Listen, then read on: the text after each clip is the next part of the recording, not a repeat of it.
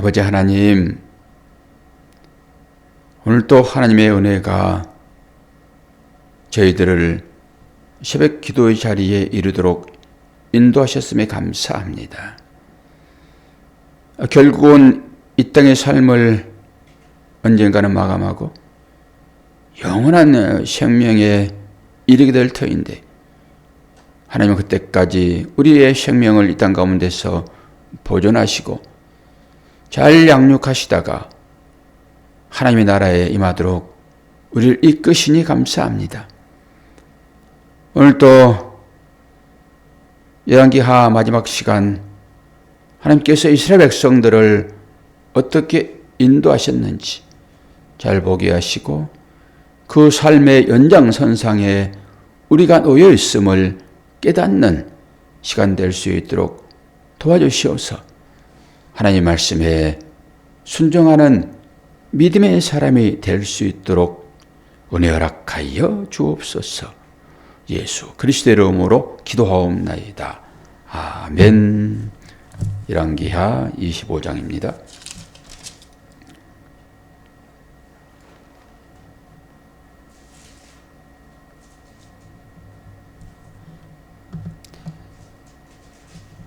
(1절에서) (21절까지만) 보겠습니다. 시드기야 제9년 열째 달 10일에 바벨론의 왕 느부갓네살이 그의 모든 군대를 거느리고 예루살렘을 치러 올라와서 그 성에 대하여 진을 치고 주위에 토성을 쌓으며 그 성이 시드기야 왕 제11년까지 포위되었더라. 그의 넷째 달 9일에 성중에 기근이 심하여 그 땅 백성의 양식이 떨어졌더라. 그 성벽이 파괴되매 모든 군사가 밤중에 두 성벽 사이 왕의 동산 견문길로 도망하여 갈대아인들이 그 성읍을 에워쌌으므로 그가 아라바 길로 가더니 갈대아 군대가 그 왕을 쫓아가서 여리고 평지에서 그를 따라잡으며 왕의 모든 군대가 그를 떠나 흩어진지라. 그들이 왕을 사로잡아 그를 림나에 있는 바빌론 왕에게로 끌고 가매 그들이 그를 심문하니라. 그들이 시드기야의 아들들을 그의 눈앞에서 죽이고 시드기야의 두 눈을 빼고 놋사슬로 그를 결박하여 바벨론으로 끌고 갔더라. 바벨론 왕 느부갓네살의 19째 해에 5월 7일에 바벨론 왕의 신복 시대장 느부사라단이 예루살렘에 이르러 여호와의 성전과 왕궁을 불사르고 예루살렘의 모든 집을 기인의 집까지 불살랐으며 시대장에게 속한 갈대아 온 군대가 예루살렘 주위의 성벽을 헐었으며 성중에 남아있는 백성과 바벨론 왕에게 항복한 자들과 무리 중 남은 자는 시대장 느부사라단이 모두 사로잡아가고 시대장이 그 땅에 비천한 자를 남겨두고 포도원을 다스리는 자와 농부가 되게 하였더라.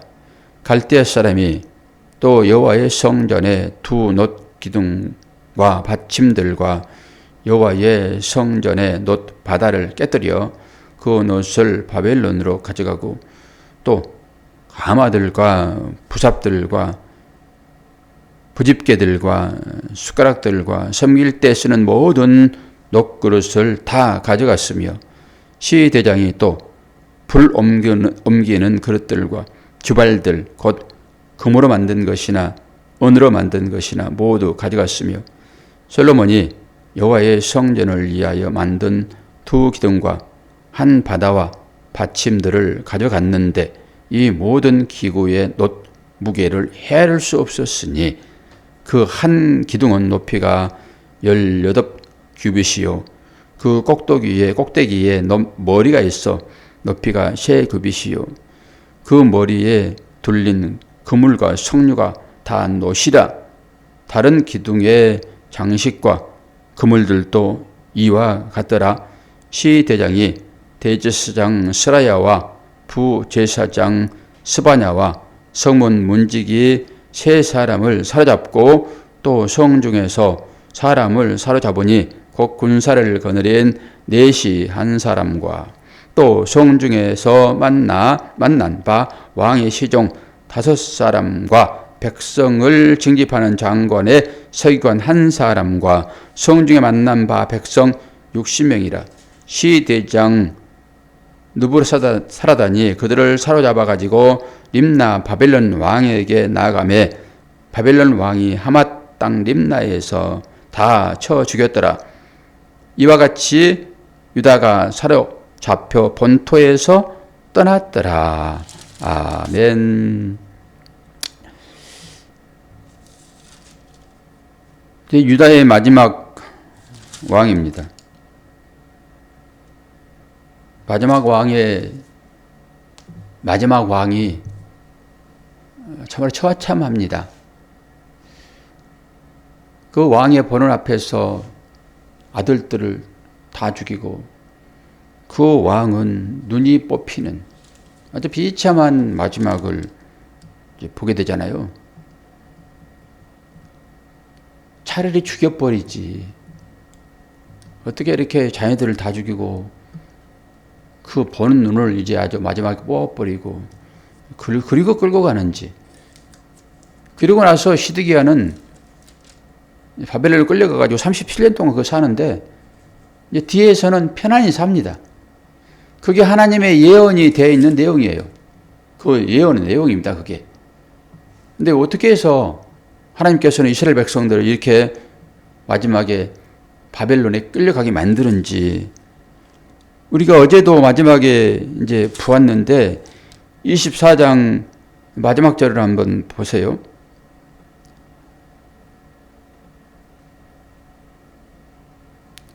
여호와께서 예루살렘과 유다를 진노하심이 그들을 그 앞에서 쫓아내실 때까지 이르렀더라. 시드기야가 바벨론 왕을 배반하니라. 시드기야가 바벨론 왕을 배반했다라고 하는 것입니다. 그 전까지는 공물을 바치면서 바벨론에 의해서 지배를 받고 살았다라고 하는 거잖아요. 그런데 틈만 나면은 바벨론을 배반합니다. 그리고 이 사람들이 어디를 찾지요? 애굽을 찾습니다. 그런데 하나님은 또 애굽을 들어서 이스라엘 백성들을 또 지키시거든요. 신기합니다. 아벨론도 그러고 아브라함도 그러고 뭐 이삭도 그러고 틈만 나면은 어디로 찾아갑니까? 애굽으로 찾아가요. 애굽으로. 애굽이 의지할 것이에요. 오늘은 이제 말씀을 좀 찾아볼 건데요. 이 마지막 이 왕정 시대에는 예레미야가 선지자로 있던 때예요. 그래서 예레미야서로 가게 되면은 자세한 기록들이 나옵니다. 예레미야서 24장을 좀 찾아보세요. 세 군데 찾을 거예요.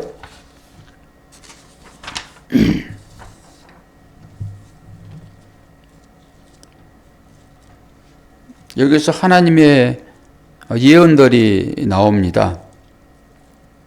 하나님의 예언을 통해 가지고 하나님께서 이스라엘 백성들을 어떻게 인도하시는지 이제 보게 될 건데요. 예레미야 24장 24절 24장 24절에서 30절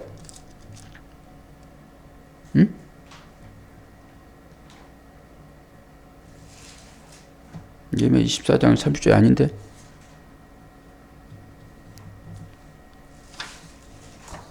예레미야 24장 30절 없는데 어디 보자.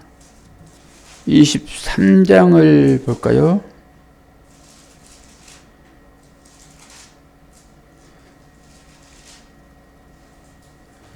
여호와의 말씀이니라 나의 삶에 맹세하노니 24장 24절 23장 보세요. 23장 24장이 아니라 23장 잘못 적었네요. 자, 23장 24절. 자, 여호와의 말씀이니라 사람이 내게 보내지 아니하려고 누가 자신을 은밀한 곳에 숨길 수 있겠느냐. 여호와가 말하노라 나는 천지에 충만하지 아니하냐. 내 이름으로 거짓을 예언하는 선지자들의 말에 내가 꿈을 꾸었다 하는 것을 내가 들었노라. 거짓을 예언하는 선지자들이 언제까지 이 마음을 품겠느냐? 그들은 그 마음에 강교한 것을 예언하느니라. 그들이 서로 꿈꾼 것을 말하니 그 생각인즉 그들의 조상들이 바알로 말미암아 내 이름을 잊어버린 것 같이 내 백성으로 내 이름을 잊게 하려 함이로다. 여호와의 말씀이니라. 꿈을 꾼 선지자는 꿈을 말할 것이요 내 말을 받는 자는 성실함으로 내 말을 할 것이라. 저가 어찌 알곡과 같겠느냐? 여호와의 말씀이니라. 내 말이 불 같지 아니하냐? 바위를 쳐서 부서뜨리는 방망이 같지 아니하냐? 30절까지 여호와의 말씀이니라. 그러므로 보라, 서로 내 말을 도둑질하는 선지자들을 내가 치리라. 무슨 말씀입니까? 하나님께서 거짓 선자와 참 선자를 구분하는데 참 선자에게는 어떤 얘기를 합니까? 바벨론에 너희들을 팔려할 것이야 라고 얘기를 합니다. 그리고 예레미야 34장 1절을 봅시다. 34장 1절부터 5절까지 시드기야에게 주신 말씀이에요. 예레미야를 통해 가지고 하나님께서 시드기야에게 준 말씀입니다. 근데 시드기야가 어떻게 행했습니까? 시드기야가 바벨론을 배신한다고요. 그리고 애굽을 쫓습니다. 예레미야 34장 1절에서 5절까지를 읽어드립니다. 바벨론의 느부갓네살 왕과 그의 모든 군대와 그의 통치하에 있는 땅의 모든 나라와 모든 백성이 예루살렘과 그 모든 성읍을 칠 때에 말씀이 여호와께로 예레미야에게 임하여 이르시되 이스라엘의 하나님 여호와께서 이같이 말씀하시니라. 너는 가서 유다의 시드기야 왕에게 아뢰어 이르기를 여호와의 말씀에 보라, 내가 이 성을 바벨론 왕의 손에 넘기리니 그가 이 성을 불살할 것이라. 내가 그의 손에서 벗어나지 못하고 반드시 사로잡혀 그의 손에 넘겨져서 내 눈을 바벨론 왕의 눈을 볼 것이며 그의 입은 내 입을 마주 대하여 말할 것이요 너는 바벨론으로 가리라. 그러나 유다의 시드기야 왕이여 여호와의 말씀을 들으라. 여호와께서 내게 대하여 이와 같이 말씀하시니라. 내가 칼이 죽지 아니하고 병안이 죽을 것이며 사람이 너보다 먼저 있은 내 조상들 곧 선왕들에게 분향하던 것 같이 내게 분향하며 너를 위하여 애통하기를 슬프다. 주여 하리니 이는 내가 말하였음이라. 여호와의 말씀이니라 하시니라. 어떻게 말씀하고 있습니까? 예레미야 선지자를 통해 가지고 시드기야야 너는 팔려갈 거야.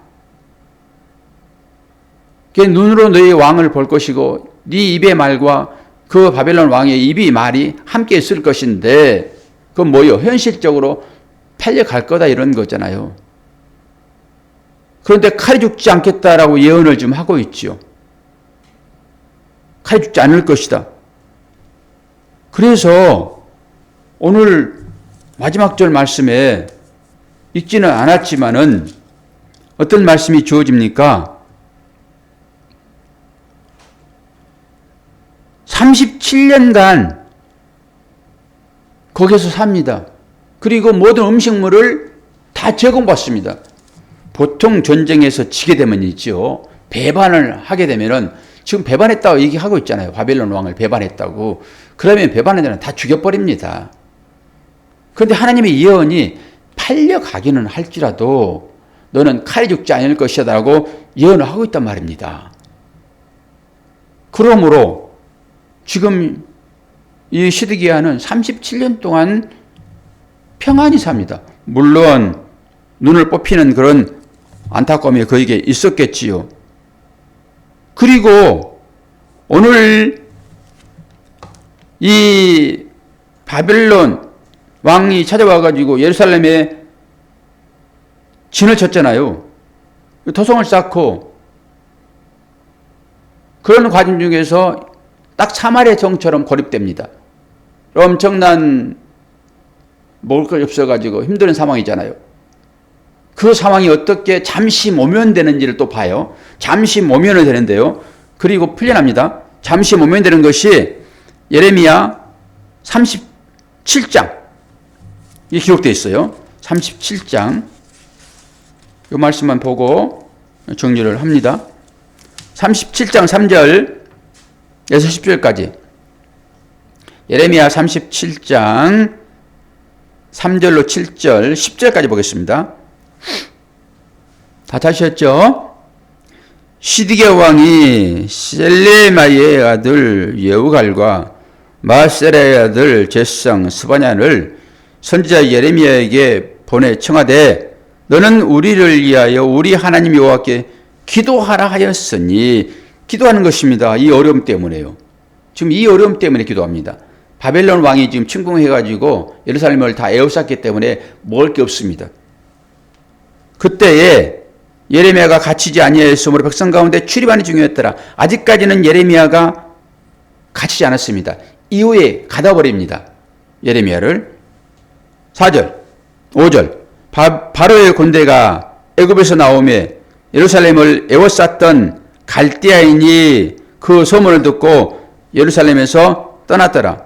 여호와의 말씀이 선지자 예레미야에게 임하여 이르시되 이스라엘의 하나님 여호와께서 이와 같이 말씀하시니라. 너희를 보내어 내게 구하게 한 유다의 왕에게 아뢰라. 너희를 도우려고 나왔던 바로의 군대는 자기 애굽 땅으로 돌아가겠고 갈대아인이 다시 와서 이 성을 쳐서 빼앗아 불사르리라. 여호와께서 이와 같이 말씀하시느니라. 너희는 스스로 속여 말하기를 갈대아인이 반드시 우리를 떠나리라 하지 말라. 그들이 떠나지 아니하리라. 가령 너희가 너희를 치는 갈대아인의 온 군대를 쳐서 그 중에 부상자만 남긴다 할지라도 그들이 각기 장막에서 일어나 이 성을 불사르리라. 어떻게 한다고 그럽니까? 이 거짓 선자들은요 절대 그런 일 없을 것이다. 우리가 억압이 되더라도 잠시 억압될 것이다. 절대 이 성을 빼앗지 못하리라. 이렇게 얘기한다 할지라도 그러지 말아라. 나는 너희들을 바벨론에 팔 거야. 이런 얘기입니다. 근데 앞부분이에요. 앞부분이 지금 시드기야가 기도를 요청하고 있잖아요. 지금 오늘 이 상황입니다. 성이 함락 직전에 있단 말이에요. 그리고 그 결국 허물어지고 다 멸망해버리거든요. 모든 것들을 다 빼앗겨버립니다. 이런 상황입니다. 그 상황에서 시드기야가 기도를 요청하잖아요. 지금 기도를 요청하니까 어떻게 해요? 애굽의 왕이 잠시 이 바벨론 군대를 무찌릅니다. 잠시 가는 거예요. 바벨론 군대가. 그러다가 다시 바벨론 군대가 쳐들어옵니다. 무슨 얘기입니까? 기도했다라고 하는 것입니다. 하나님의 전 역사 가운데서 우리는 우리의 결과를 압니다. 어떻게 될 것이다 라고 하는 것을. 물론 그것은 결론적인 얘기죠. 그러나 우리는 이 시대에 지금 살고 있어요. 이 시대는 살고 있는 상황 가운데서 여러 어려움들이 분명하게 우리한테 있잖아요. 그럼 우리가 해야 할 일은 마지막에는 다 구원받을 것이라고요. 어려움들이 다 물러가고 태양과 달빛이 없어도 주님 빛으로 존재하는 그 삶에 들어갈지라도 그것은 마지막의 일이고 오늘 현실은 어렵단 말입니다. 그러면 이 현실을 이겨낼 수 있는 유일한 길은 무엇입니까? 하나님의 도우심입니다. 그래서 시드기야가 기도한 것입니다. 기도를 요청하지요. 기도자에게. 자기가 기도한 거랑 마찬가지죠. 기도를 요청했더니 잠시나마 애국 군대가 와요. 도우러. 애굽을 할 소망하고 살았잖아요. 바벨론을 배신하고 도와주러 옵니다. 그런 가운데 잠시 평화가 있습니다. 그러나 하나님은 이들을 어떻게 한다고요? 팔겠다고요. 그러면은 하나님은 이스라엘 백성들을 어떻게 해서든지 하나님의 온전한 백성으로 만들게 하는 과정 중에 바벨론을 파는 것이기는 하지만은 그 중간에 기도하게 하여 잠시 평안을 주십니다. 이 역사가 계속 진행되는 거예요. 저는 그래서 이 말씀을 보면서 물론 애굽 군대가 잠시 평화를 주려고 잠시 도우러 오기는 왔지만은, 그리고 하나님은 계획은 애굽 군대가 잠시 도우는 계획이 아니라 이스라엘 백성들을 바벨론에 파는 게 계획이라고요. 팔려가는 것이. 오늘 37장, 예레미야 37장 그 얘기인 것이잖아요. 그럼 뭘 얘기하는 것입니까? 하나님의 자녀들아, 너희들은 구원받을 것이야. 그러나 이 땅 가운데 사는 삶에서는 자꾸 바벨론을, 내가 팔겠다는 바벨론에게 순종하지 아니하고 애굽을 자꾸 끌어들여서 너희들은 뭐 하기를 원해요? 편하기를 원하잖아요. 애굽이라고 하는 것은 풍요의 상징이니까. 그런데 너희들의 기도를 내가 들을 거야 라고 하는 것입니다. 너희 기도를 들을 거야. 그 과정을 통해서 결국은 팔려가게 되겠으나 너희들이 기도할 때마다 내가 응답할 거야. 그리고 애굽이 잠시 도와주러 오는 것입니다. 그런 모든 상황 가운데서 우리의 삶을 주관하시는 그 하나님께서 우리를 어떻게 지금 인도하고 계시는지 분명하게 보게 되는 것입니다. 그러니까 이러한 환경과 이 상황들을 통해서 우리는 우리의 역사를 다시 보게 되는 거죠. 충분히 볼 수 있습니다. 그리고 지금 우리가 닥치고 있는 이 현실도 그런 측면에서 보게 되면 해석이 가능해요. 물론 이것이 어떤 자기의 이해에 합당한 것으로 해석하는 측면이 있을 수도 있어요. 그러나 하나님은 이 모든 역사를 주관하신다. 때로는 사탄도 도구로 쓰셔서 하나님의 백성을 훈련시키신다. 이것이 욥기의 아닙니까? 사탄에게 욥을 시험하도록 하나님께서 허락하시잖아요. 그런 것이죠. 십자가를 주님이 지는 것도 누군가 주님을 팔아야 되잖아요. 그러면 어떻게 해서 팔려나갑니까? 가룟 유다에게 마귀가 들어가잖아요. 그것 허용하는 것입니다. 하나님은 구원을 이루시기 위하여 여러 가지 방법을 동원해 가지고 구원을 이루십니다. 그 과정 중에 우리의 인생이 있는 것이죠. 그러면 분별할 수가 있어요. 그리고 그 끝은 결국 우리를 어떻게 한다고요? 남은 자가 되어 돌아오게 하신다. 물론 돌아오지 않는 자들도 많이 있었습니다. 그러나 하나님은 돌아오게 하셔서 다시 성전을 재건하게 하고 성벽을 쌓게 하시는 것입니다. 이것이 오늘 우리가 보았던 열왕기 상하의 전체적인 내용입니다. 그러면 신약으로 오게 되면 이것이 곧 역사서인데, 예언서인데 사도행전과 똑같습니다. 사도행전은 사도들의 발자취가 쭉 기록된 것이 사도들의 행전이잖아요. 그리고 나서 하나하나 책별로 또다시 말씀이 서신으로 주어지죠.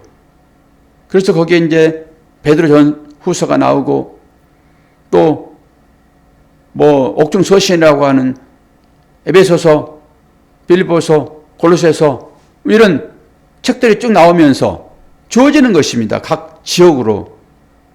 전체적으로는 우리가 이제 열왕기 상하를 통해서 이스라엘 왕들의 전 역사를 개괄적으로 배웠다 하게 되면은 이제 신약을 넘어와 가지고 서신서들이 개인적으로 쓰여지는 것처럼, 개인적으로 각 지역으로 보내진 것처럼 이제는 이후에 다시 역대 상어가 나오지만은 이것도 또한 11개 상어와 똑같은 내용이라서 개인적인 선자들, 예언자들 하나하나 이제 살펴보면서 이 내용을 전반적으로 세세하게 볼 수 있는 일이 있을 것입니다. 우리가 새벽 시간에 지금 10년을 넘게 권사님과 말씀을 보잖아요. 10년 넘게. 벌써 12년 아닙니까? 이 이사야서, 예레미야서, 느헤미야서 다 봤습니다, 우리가. 다 봤습니다. 그러나 다 봤다고 끝나는 것입니까? 아니죠. 다 봤지만은 또다시 돌아와서 그 말씀들을 하나하나 또 찾아가 보면서 오늘 이 열왕기 상하에서 나왔던 그 왕들의 그 내용과 그 왕들과 함께 했던 이 선자들이 어떻게 그 사역을 감당했는지를 이제 보면서 우리들도 하나님께서 이 삶을 어떤 방법으로 인도하시는지 그 하나님의 말씀에 비춰보게 되면은 분별되어지지요.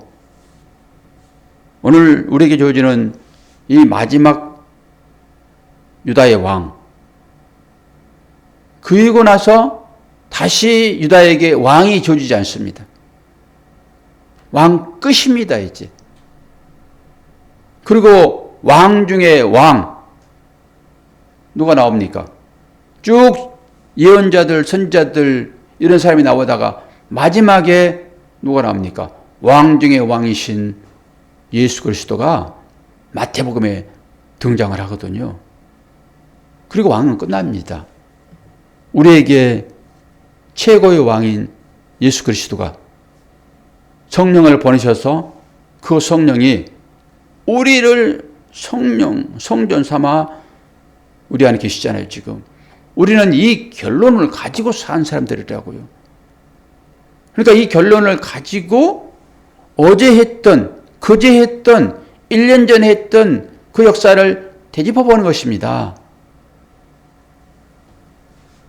안세영 씨가 배드민턴을 극적으로 이기는 내용을 봤는데 얼마나 처절하게 게임을 하는지 저는 우리의 신앙생활이 그렇게 한다고 봅니다. 결국 이기고 말았는데 그걸 보는 것처럼 그 결론을 가지고 다시 리뷰를 하는 것입니다. 우리의 삶이 그거잖아요. 우리는 구원받을 자로 하나님 나라에 영원히 함께 살 자로 하나님 계획하셨는데 그걸 가지고 구약도 보기도 하고 오늘 현실 나의 삶을 되짚어 보기도 하고 그리고 나의 삶과 함께하는 이 나라의 이 역사도 열왕기 상하를 통하여 보듯이 이 왕들의 전쟁 아닙니까 지금. 왕들의 전쟁이 일어나고 있잖아요 지금. 이 모순적인 일들이 우리 삶 가운데 나에게 어떤 신앙의 열매로 나타날 것인지를 볼 수 있는 해안이 우리한테는 주어져 있다고요. 그런 시각으로 이 말씀도 보고 우리의 삶에 찾아오는 이 역사적인 이 현실도 보게 되면은 충분하게 해석할 수 있습니다. 그러나 이 눈을 갖지 못한 사람들은 이 역사만 보는 것입니다.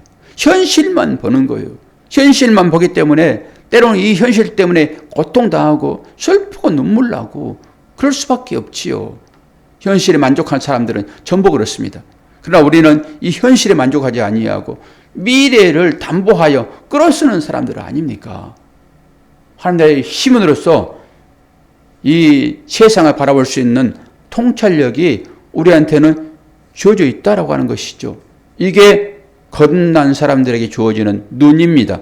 이게 사의 눈이죠. 기도하겠습니다. 아버지 하나님, 오늘 또 하나님 은혜 중에 우리를 깨우시고 인도하시니 감사합니다. 우리의 육신은 습관을 따라 나타나지만은 이것들을 믿음으로 이겨내는 우리의 삶이 되기를 원합니다. 현실만을 바라보는 삶이 아니라 현실 너머에서 그 현실을 주관하시는 그 하나님을 마주 대할 수 있는 역량이 우리한테 분명하게 있는데 아버지 하나님, 이 역사의 배후에서 모든 것을 주장하시는 나의 주님, 나의 하나님, 그분을 믿을 수 있도록 도우시고 우리는 단지 이 땅 가운데서 그 하나님의 역사를 관망하면서 기도하는 하나님의 용사들 될 수 있도록 은혜 허락하여 주옵소서. 감사드리며 예수 그리스도의 이름으로 기도하옵나이다. 아멘.